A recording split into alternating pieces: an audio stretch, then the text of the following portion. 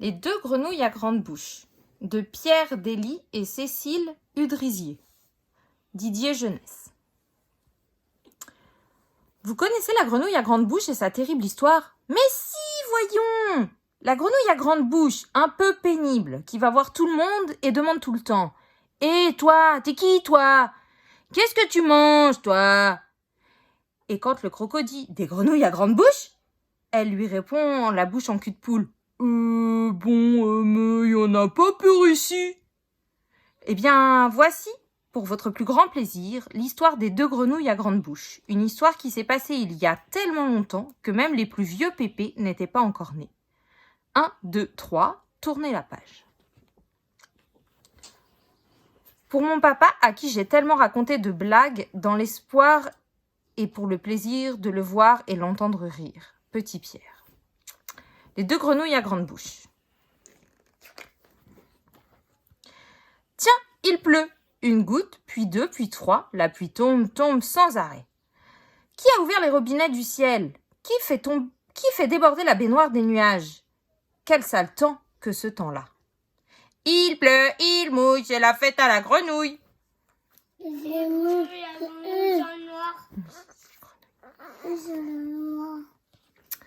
Ça continue, ça n'en finit plus. Il trempe, il flotte, il pleut à verse, et voilà que les rivières sortent de leur lit, que les lacs deviennent mers. Quel déluge, quelle catastrophe, tout le monde perd la tête, sauf une famille qui construit un bateau. Un bateau pas que beau, un bateau solide et aussi grand que possible. Chantons la pluie, nous chantons sous la pluie. En fait, c'est le Elias, père. Samuel. Hélas, il n'y aura pas de place pour tout le monde, dit le capitaine.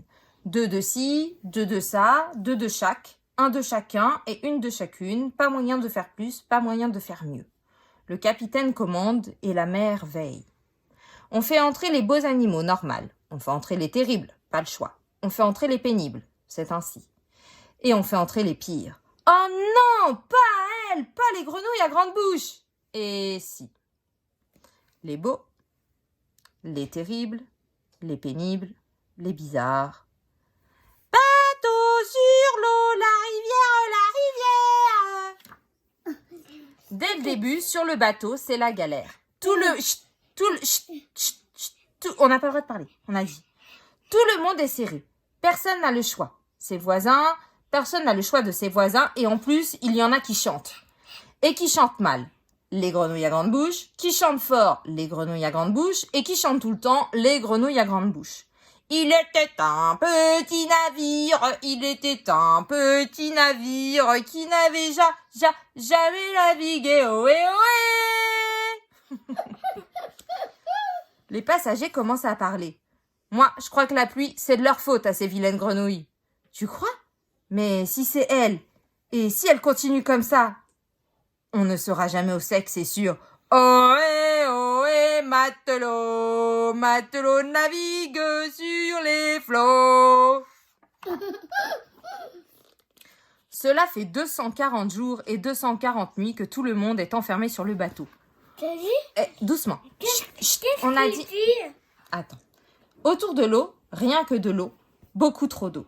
Les passagers ont de plus en plus de mal à se supporter. Les hiboux font passer des nuits blanches à ceux qui leur font passer des jours noirs. Les carnassiers donnent des angoisses aux herbivores et tout le monde se relaie pour surveiller les termites. Si au moins les grenouilles à grande bouche pouvaient s'arrêter, juste 5 minutes, ce serait tellement bien. Mais non, pas du tout. Elles continuent de chanter. Maman, les petits bateaux qui vont sur l'eau ont-ils des jambes? À la surface du pays des poissons, tout le monde divague. Il faut que ça s'arrête. Quand soudain, on entend crier « Terre, terre !» Tout le monde accourt. Et regarde à gauche, et regarde à droite, et regarde devant, et regarde derrière. Pas d'île, rien à voir, sauf « Terre, terre !» Les deux grenouilles à grande bouche qui rient et qui se marrent. C'est une blague! Les animaux regardent méchamment les deux grenouilles. Même pas vrai, même pas rigolo. Ils retournent ruminer dans leur coin. Tout le monde s'occupe comme il peut. Jouer à saute-mouton, pas la joie, il y en a que 2. Jouer à chat perché, c'est pas marrant. Ils dorment tout le temps. Jouer au loup? Oula, il faut être fou. Terre, terre! C'est long, trop long, quand soudain, terre, terre! Tout le monde accourt et regarde à bâbord, et regarde à tribord, et regarde vers la proue, et regarde vers la poupe. Il n'y a toujours rien à voir. Sauf les 2 grenouilles à grande bouche qui se gondolent et qui rigolent. C'est une blague, c'est une blague! Maintenant, vous arrêtez les batraciens, dit le capitaine. Sinon, la prochaine fois, ça va chauffer. Vous avez ma parole.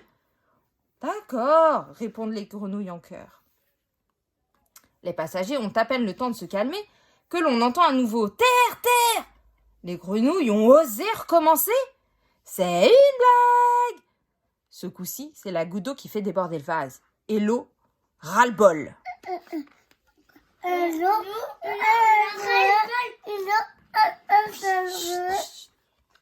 Le capitaine s'avance. Il a l'air terrible. Les grenouilles, on vous a prévenu. Je sais ce qu'il me reste à faire. Je n'ai pas le choix. Les grenouilles deviennent vert pâle. Quoi? Pour que la terre ressorte de l'eau, on va faire un sacrifice. Tous les animaux sourient et chantent en chœur. On va faire un sacrifice, on va faire un sacrifice. Quoi? Oui, continue le capitaine en sortant son sabre d'abordage. J'en suis sûre maintenant.